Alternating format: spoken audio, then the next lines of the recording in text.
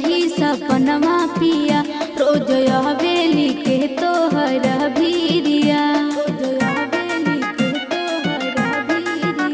हम देखे नी कही सपनमा पिया रोज हवेली के तोहर भीरिया।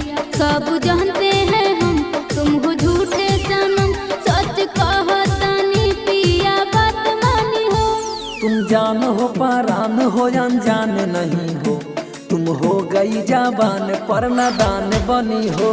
तुम जान हो परान हो अनजान नहीं हो, तुम हो गई जाबान पर नादान बनी हो।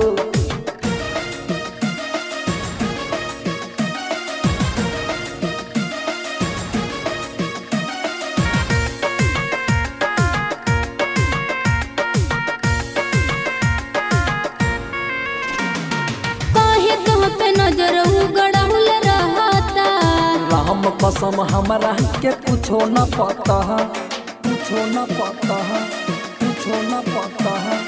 काहे तुम पे नजर उगड़हुल रहता राम कसम हमरा के कुछो न पता, कुछो न पता। तुम उधर जाओगे मैं चली मायके, तोहर दिल के दर्द पिया का जानी हो।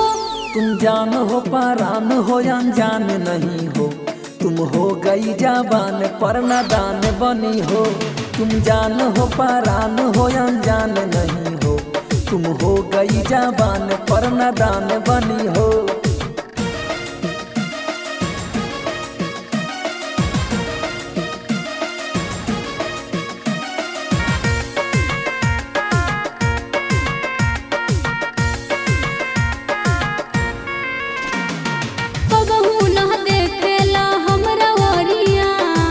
तहाऊ दिल के धड़कन गोरिया, धड़कन गोरिया, धड़कन गोरिया। कबहू न देखेला हमरा ओरिया, तू तहाऊ दिल के धड़कन गोरिया, धड़कन गोरिया।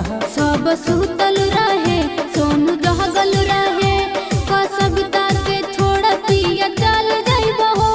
तुम जान हो परान हो अनजान नहीं हो, तुम हो गई जाबान पर नादान बनी हो।